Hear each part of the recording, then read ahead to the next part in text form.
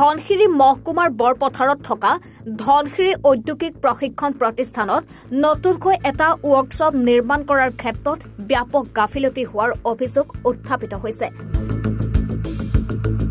বিশেষকৈ অতি নিম্নমানৰ বালি আৰু চিমেণ্ট ব্যৱহাৰ কৰাৰ গুৰুত্বৰ অভিযোগ উঠিছে নিৰ্মাণকাৰী সংস্থাৰ বিৰুদ্ধে, যাৰ ফলত ভিতৰভাগত টাইলছ লগোৱাৰ দুদিনৰ পিছতো এৰাই যোৱাৰ কথা ব্যক্ত কৰিছে কাম কৰি থকা মিস্ত্ৰীয়ে। উল্লেখ্য যে অসমৰ বিভিন্ন প্ৰান্তত থকা ITI-সমূহত টাটাই নিজাববীয়াকৈ শিক্ষাৰ্থীসকলৰ স্কিল ডেভেলপমেণ্টৰ বাবে ৱৰ্কশ্বপ নিৰ্মাণ কৰি আছে। ধনশিৰি মহকুমা বৰপথাৰত থকা এইখন ধনশিৰি ঔদ্যোগিক প্ৰশিক্ষণ প্ৰতিষ্ঠানতো প্ৰায় 5 কোটি টকা ব্যয় সাপেক্ষে ৰবটিক টেকনলজিৰ ৱৰ্কশ্বপ নিৰ্মাণ কৰি আছে। দীৰ্ঘদিনৰ অভিযোগৰ ভিত্তিত বৰপথাৰ আঞ্চলিক ছাত্ৰ সন্থাই বিষয়টো পৰ্যবেক্ষণ কৰি নিম্নমানৰ সামগ্ৰী ব্যৱহাৰ কৰাৰ সমগ্ৰ তথ্য পোহৰলৈ আহে। ইতিমধ্যে লোক নিৰ্মাণ বিভাগৰ সৈতে আছুৱে যোগাযোগ কৰাত সম্পত্তিৰ কাম স্থগিত ৰখাৰ লগতে বিভাগে সমগ্ৰ বিষয়টো তদন্ত কৰাৰ আশ্বাস প্ৰদান কৰিছে বুলি আছুৱে জানিবলৈ দিছে। উল্লেখ্য যে কামটোৰ দায়িত্বত থকা ব্যক্তিজনে সংবাদ মাধ্যমৰ আগত কোনো ধৰণৰ মন্তব্য কৰিব নিবিচৰাত সমগ্ৰ বিষয়টো ৰহস্যৰ আৱৰ্তত সোমাই পৰিছে।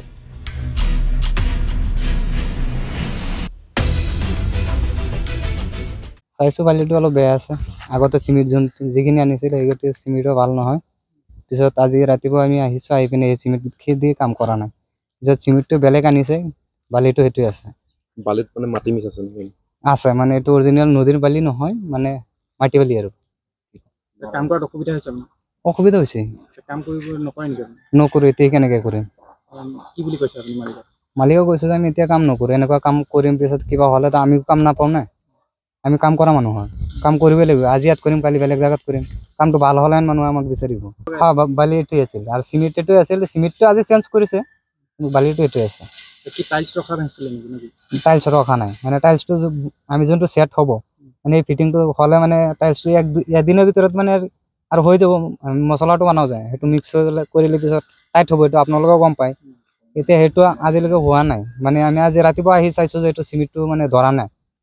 পিছত সেইটো কাৰণে আজি কাম কৰা নাই আছিলোঁ। ধনশিৰি মহকুমাৰ একমাত্ৰ উদ্যোগিক প্ৰতিষ্ঠান আমাৰ ধনশিৰি ITI।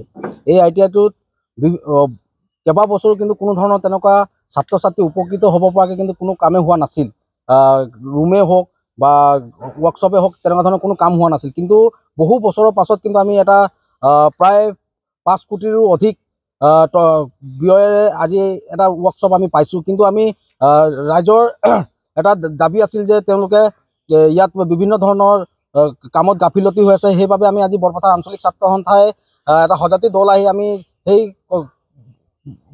ৰাইজৰ কোৱাৰ মতে আমি পৰ্যবেক্ষণ কৰোঁ আৰু দেখা পাওঁ যে ইয়াত অতি নিম্নমানৰ বালি, য'ত আপোনাৰ পলস মাটিয়ে প্ৰায় ওলাইছে, আৰু যিটো চিমেণ্ট লগাইছে সেইটো চিমেণ্টৰ অতি কম মানদণ্ডৰ চিমেণ্ট। আৰু তেওঁলোকে যিটো অনুপাত বালিৰ লগত যি চিমেণ্টৰ যি অনুপাত, সেই অনুপাততো তেওঁলোকে বিসংগতি কৰিছে। তাৰ বাবে কিন্তু যিসকল মিস্ত্ৰীয়ে কাম কৰি আছিলে তেওঁলোকে সেই টাইলছ কিন্তু তেওঁলোকে লগাব পৰা নাই।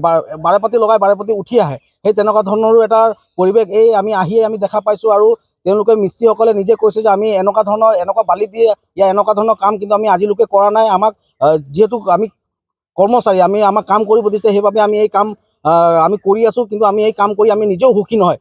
এই মিস্ত্ৰীৰ পৰা আমি যেতিয়া সেই কথাখিনি যেতিয়া আমি শুনিব পাৰিছোঁ, আমি সঁচাকৈ আমি দুখ অনুভৱ কৰিছোঁ যে ইমান ডাঙৰ এটা অনুষ্ঠান, আজি টাটাই যি এটা ইমান ডাঙৰ অনুষ্ঠান, সেই অনুষ্ঠানৰ এনেকুৱা ধৰণৰ যদি কাম হয়, তাৰ মাজত যিসকল দায়িত্বত থকা যিসকল বিষয়ববী আছে, সেই বিষয়ববীসকলে কিন্তু ক'ৰবাত গাফিলতি কৰিছে নেকি, ক'ৰবাত কম মানদণ্ডৰ কাম কৰি তেওঁলোকে অধিক লাভৰ মুনাফা ল'ব বিচাৰিছে নেকি, সেই তেনেকুৱা ধৰণৰ কথাও উত্থাপন হৈছে। সেইবাবে আমি বিভাগীয় যি দায়িত্বত থকা যি আমাৰ PWD বিল্ডিঙৰ যি SDO ছাৰ, তেখেতৰ লগতো যোগাযোগ কৰিছোঁ। আৰু তেখেতে এই কামটো নিজে চাম বুলি তেওঁলোকে আমাক প্ৰতিশ্ৰুতি দিছে আৰু কৈছে যে এই সময়ত এই কামখিনি বন্ধ কৰি দিয়া হ'ব। আৰু তেওঁলোকে এই এদিন দুদিনতে আহি গোটেই কামখিনি চালি জাৰি চাই তেওঁলোকে আকৌ পুনৰ কামখিনি কৰাম বুলি আমাক প্ৰতিশ্ৰুতি দিছে। সৰুপথাৰৰ পৰা সুনীল বৰুৱাৰ প্ৰতিবেদন এনিভাৰত 24।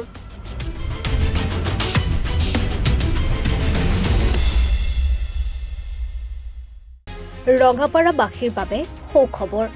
আপুনিও যদি দুচকীয়া বাহন ল'ব বিচাৰিছে তেন্তে এতিয়াৰে পৰা চিন্তাৰ কোনো প্ৰয়োজন নাই। আপুনিও আহিব পাৰে ডিবিপি এছ'চিয়েটলৈ, বাজাজ টু হুইলাৰ ডিলাৰ।